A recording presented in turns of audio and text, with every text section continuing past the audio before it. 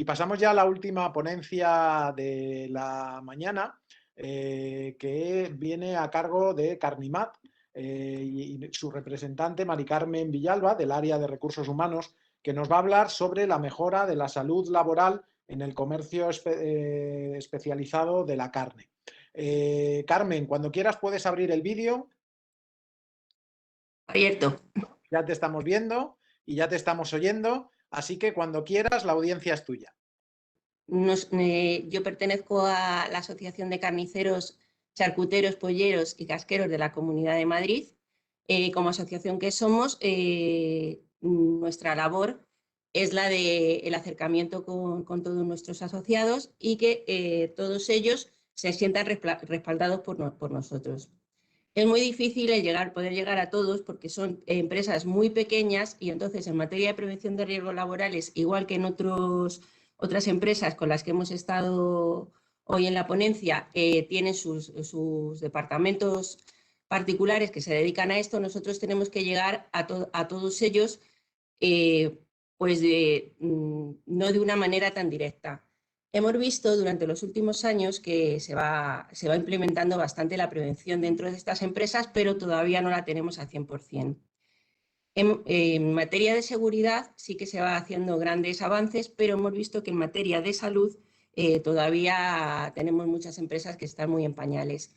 Entonces, desde Carnimat llevamos varios años participando con la Comunidad de Madrid en distintos proyectos y durante los 2 últimos años estamos intentando potenciar la salud dentro de nuestras empresas. ¿Podéis pasarla?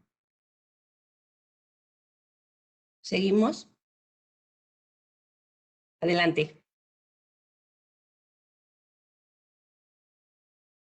Durante los 2 últimos años, como os comentaba, hemos realizado 2 estudios especializados en los trastornos musculoesqueléticos, que van muy a raíz de lo que nos ha estado comentando el compañero que ha colaborado de El Pozo. Estos estudios lo que quieren potenciar es que los trabajadores se impliquen en lo que es la salud dentro de su actividad. Hemos elaborado en el año 2019 un estudio sobre los trastornos musculoesqueléticos en el sector del comercio minorista de la carne y en el año 2020 hemos querido profundizar un poquito más y hemos hecho un estudio sobre el impacto de las violaciones en la tarea de corte y sus diferentes variables en el sector. ¿Qué significa esto? Pues cómo afecta la labor de corte, que es una de las principales que ellos realizan, y en la utilización de la sierra de corte en la salud de los trabajadores, en relación con los impactos y las vibraciones que estas dos actividades tienen en ellos. Pasamos adelante, por favor. El objetivo principal, como os he comentado, es que lo que queremos es mejorar la importancia de la salud y que la persona se involucre, o sea, que sea ella la que realmente se esté dando cuenta de lo que le está perjudicando o no dentro de su actividad. Si continuamos adelante, por favor. Los objetivos principales que hemos pretendido con estos estudios, y sobre todo nos vamos a centrar en el primero que os he comentado, del estudio sobre trastornos musculoesqueléticos en el sector del comercio minorista de la carne, es analizar qué factores de riesgos existen. Queremos orientar a los empresarios y a los trabajadores en materia de prevención, detectar los factores de riesgos objetivamente. Hemos utilizado el sistema de las electromiografías para ver cómo las distintas tareas que realizan influyen en su organismo. Os comentaré un poquito más adelante cómo hemos realizado estas electromiografías y en qué las hemos detallado.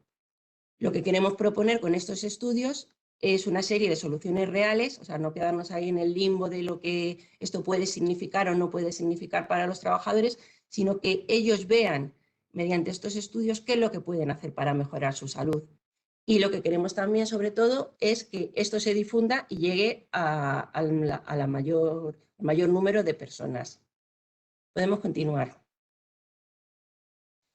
En la primera fase del estudio lo que hemos hecho ha sido la observación de 60 puestos de trabajo. Nos dirigimos a 35 empresas del sector y lo que hicimos fue intentar llegar que fuera lo más heterogéneo posible, que las empresas fueran de todo tipo y que los trabajadores fueran igual de todas las características, de distintas edades, de distinto sexo, y que las empresas tuvieran desde un trabajador hasta empresas pues, de 30, 40, 50, incluso 100 trabajadores. Lo que pasa es que siempre tenemos que tener en cuenta que estas empresas, por muchos trabajadores que tengan, sus centros de trabajo siempre van a ser de pequeñas dimensiones.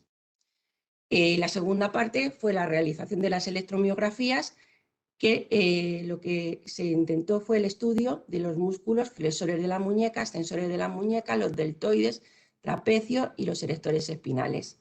Podemos continuar. En la primera parte del estudio se hizo un cuestionario que lo que se hizo fue un estudio por parte de personas especializadas en la materia que observaban cómo trabajaban estas personas. Y además se les pasaba este mismo cuestionario a los trabajadores para que ellos dieran respuesta a las preguntas. Lo que se hizo en el cuestionario fue ver el puesto de trabajo, la edad de la persona, cómo se describía el puesto, qué riesgo de lesiones tenían, qué tipo de lesiones, qué zonas corporales eran más susceptibles de lesionarse, los descansos activos que se realizaban, si existían riesgos adicionales, qué tipo de herramientas se utilizaban, las posturas de los trabajadores, el ritmo de trabajo, las dimensiones del puesto de trabajo. En relación con todo este estudio, lo que se pudo ver es qué tipo de riesgos había en la manipulación de carga, la bidepestación, en las posturas forzadas y en los movimientos repetitivos. ¿Qué causas daban lugar a estos riesgos y qué trastornos musculoesqueléticos eran lo que se estaban detectando? Por ejemplo, en la manipulación de cargas, la causa teníamos la manipulación de género y los trastornos musculoesqueléticos venían desde hernias discales hasta lumbalgias o pinzamientos nerviosos. Podemos seguir. Igualmente se hizo un estudio de las máquinas que utilizan, sobre todo, como todos sabéis, las máquinas que se utilizan son la picadora y la sierra. En la picadora vimos que los riesgos ergonómicos que se producían eran el de las posturas forzadas y la manipulación de cargas, y las causas eran porque, por ejemplo, las picadoras, al ser establecimientos de dimensiones muy pequeñas, muchas veces no se encuentran en los planos de trabajo adecuados. Entonces, esto produce que las personas tengan que realizar movimientos por encima de su cabeza o tener que desplazar piezas demasiado pesadas. Y los trastornos musculoesqueléticos a los que nos daban lugar eran lesiones de manguitos o lesiones de los rotadores y activaciones de punto de gatillo en el trapecio. Podemos continuar. En las electromiografías se hizo una selección de las tareas que realizan los carniceros, los polleros, los chacuteros o los casqueros, y se utilizaron el uso de la sierra de cinta, el uso de la picadora, el corte manual, deshuesar y manipular género. Lo que se hizo en las electromiografías fue, dentro de las empresas visitadas en un primer momento, las empresas que se vieron susceptibles de que podían tener unos riesgos especiales fue a las que se les sometió a estas tecnologías de la electromiografía. Pasamos, por favor. Vemos, por ejemplo, que este es un resultado del estudio. Se observó que el trastorno musculoesquelético, bueno, la electromiografía se hacía tanto en el miembro dominante de la persona como en el otro. O sea, si una persona era diestra, se hacía tanto en su mano derecha como en su mano izquierda. En el deshuese, bueno, en todos los músculos que hemos visto anteriormente. En el deshuese se ve que, por ejemplo, los músculos que más diferencia tienen son los flexores, el trapecio y las lumbares. Aquí vemos que efectivamente todos tienen una activación de más del 90% y que existe una diferencia del 20% entre el brazo derecho y el brazo izquierdo, o entre la zona lumbar derecha y la zona lumbar izquierda. Esto nos va a dar lugar a que se pueda producir un trastorno musculoesquelético en el trabajador. Cuando queráis pasamos.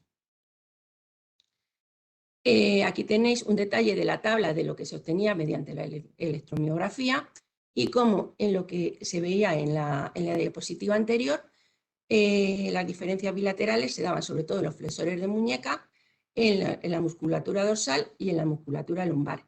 Y cómo esto nos produce el riesgo de lesión en la muñeca, en el codo, en la región dorsal y en la región lumbar. Estas electromiografías que en este caso estamos viendo en la tarea de deshuese se hicieron en todas las tareas que hemos descrito en las diapositivas anteriores. Cuando queráis continuamos.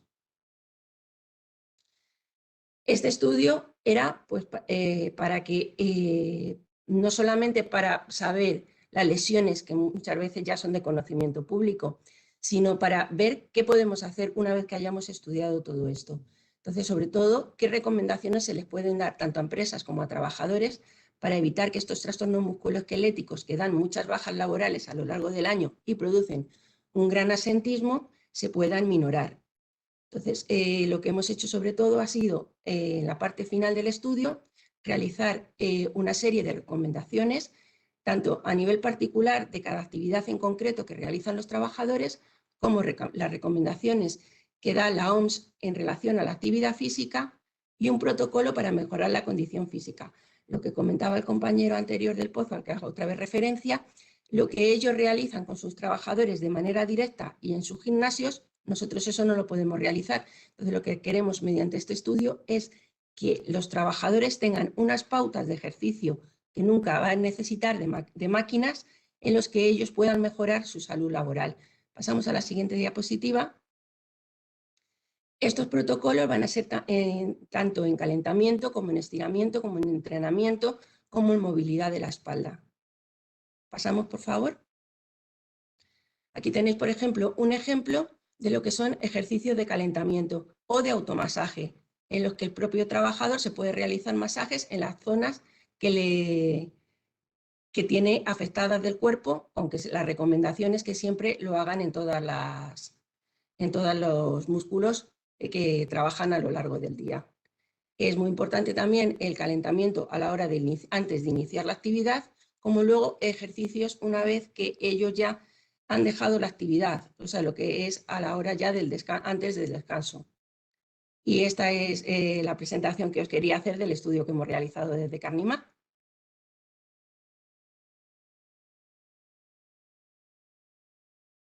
Perfecto, pues muchas gracias, Carmen. Muy interesante, sobre todo porque vosotros llegáis a unos tipología de profesionales, de empresas, que son las muy pequeñas, las microempresas. Pequeñitas, no es muy complicado llegar a todos ellos. Donde es muy difícil a veces llegar en el mundo de la prevención, por esa, y desde las asociaciones o desde organizaciones como la vuestra, pues podéis ayudar mucho a fomentar esa cultura preventiva y esas buenas prácticas y esos, bueno, pues a poner encima de la mesa el ámbito de la prevención en todos esos profesionales que no cuentan con un departamento de PRL, que no cuentan con... Realmente es que o sea, lo que nosotros, las empresas a las que nos dirigimos son tan pequeñas que lo que tiene que ser es una labor más a nivel general. Ellos particularmente les es muy difícil llegar a poder organizar la prevención. Perfecto, pues muchas gracias y muchas gracias por vuestra labor.